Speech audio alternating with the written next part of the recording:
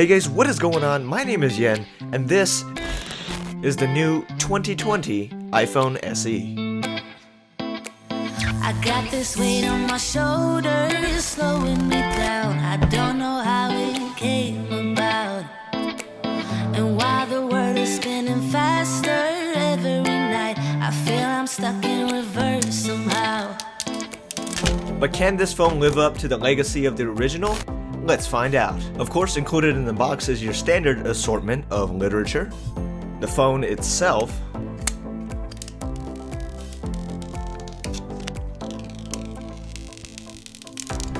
a pair of earpods with a lightning connector, and of course everyone's favorite slow charger. As it turns out, the rumors for this device were very much true. It takes that sleek iPhone 8 design and combines it with the heart and soul of the original iPhone SE. I'm super excited for this phone to finally be out. However, I would argue that it doesn't have the equivalent feature sets that the original had, when compared to current gen flagships. We've also lost a few things, like the SE logo on the back of the iPhone, the headphone jack, and of course that iconic square edge design. I do kinda wish they kept it, but I don't know, what do you guys think? First, let's talk about that display. This is a 4.7-inch LCD display. It is a little bit bigger and brighter than the original SE's display, but for all intensive purposes, it's the iPhone 8's front panel. Of course, a common benefit of this older display is that it has Touch ID. This is the second generation Touch ID fingerprint sensor, and I know for many people out there this is a big deal, cause you know Touch ID is sometimes just more convenient than Face ID, like if it's sitting on a table. All it takes is one press of the home button and you can get in, see your messages, maybe reply to them even. Of course, with Face ID you have to point the phone straight at your face, or point your face straight at the phone. You can't really do either when wearing a mask. And just like the previous iPhone SE, this device is much easier to hold and use in one hand and reach all corners of the display than some of the newer iPhones. So if you have smaller hands like myself, you might want to consider using this device. However, I don't exactly consider this a tiny phone. Remember, this was the quote-unquote large design that the original SE claimed to stray away from. But it is relatively compact, and if you wanted to add a big case to it, you can totally do that without making it huge. Even though it gets the same brightness as the iPhone XR and 11, I do wish it can get a little bit brighter just because it's hard to see in bright environments. Now, the iPhone SE also still does not have 3D Touch. It has been removed since the iPhone 8, but this is nothing new to the original SE owners. It does have haptic touch as like a replacement. However, there is a gesture to swipe back to the previous app that you can no longer do, that you used to be able to do on the iPhone 8. So if you care about that, do keep it in mind. When it comes to performance, this phone is no slouch. It is 5 generations ahead from the original iPhone SE. It's running the A13 chip, the exact same chip as the iPhone 11, only difference is 1GB of RAM. And as we saw in the chip contest video, the A13 is so fast, it's not even funny. Even when it comes to graphics processing, this thing is on par within the margin of error with the iPhone 11.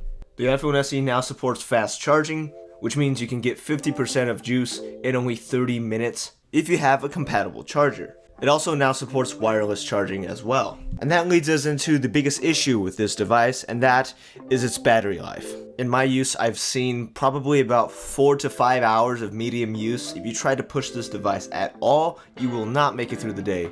I would say you'd be able to get through a day just fine if you don't do any gaming or heavy video watching. Especially streaming on LTE is really hard on this device.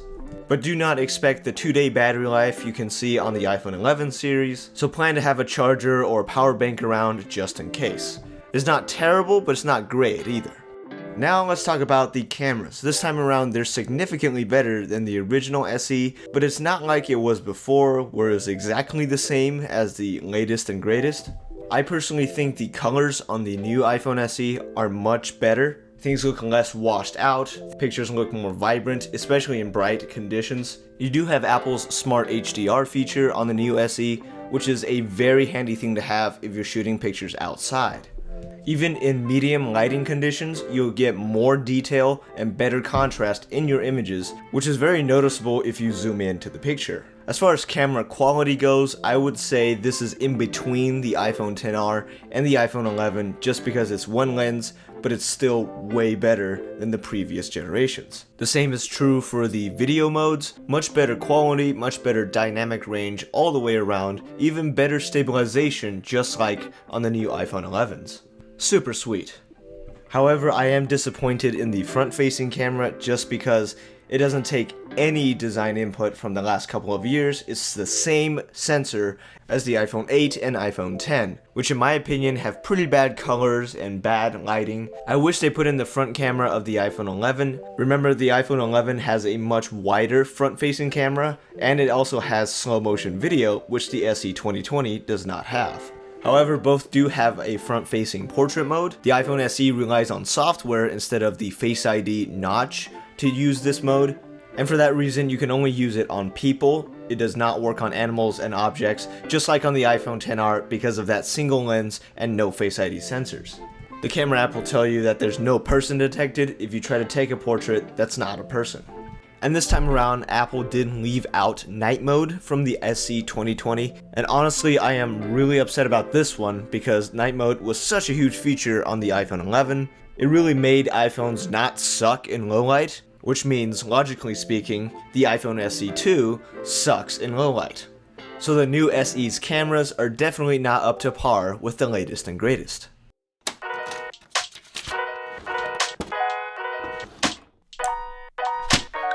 Even though this device is called the iPhone SE, it really doesn't feel like the original iPhone SE, and that's because of the design. The original SE design only lasted 2 generations before it was made into the SE. It went from the iPhone 5 to the 5S to the first generation iPhone SE. In other words, it was only used 3 times in total. It was classy, unique, and people generally wanted to see more of it. And I think everyone was happy when we did. But with the next design, they ended up repeating it twice as long. It was already there for 4 years before being recycled for a 5th time. But there's a key difference between these two timelines. See, when we transitioned out of the 5 design into the 6 design, it was still the same core idea: bezels, home screen, home button. But now in 2020, Apple's already 3 years into the no bezels, top-notch design, from which this device takes no design upgrades from. And with the next major redesign coming in the form of the iPhone 12 later this year, it'll feel like you're going backwards in design instead of forwards. With that being said, there is one constant it took from the original SE that is key to this device being successful, and that is the price. It doesn't have to be the best because the price isn't the highest, but devices like the OnePlus Nord and Galaxy S10e are pushing this envelope. But remember, with an iPhone, you're in Apple's ecosystem. So if that's something that you want, this is still the most affordable way to get into it. You can literally get this phone, an Apple Watch, and a pair of AirPods for less than the iPhone 11 Pro, but still get the same number of years of use out of it. So in conclusion, no, it does not match up to what the original SE stood for, but it's still a really good deal. So is this phone worth buying? Yeah. But it's not for everyone. It's really only for those who don't want to upgrade to something fancy. They just need a phone that works and is from Apple. Let me know what you think about the iPhone SE 2 in the comments below, and I will see you in the next video.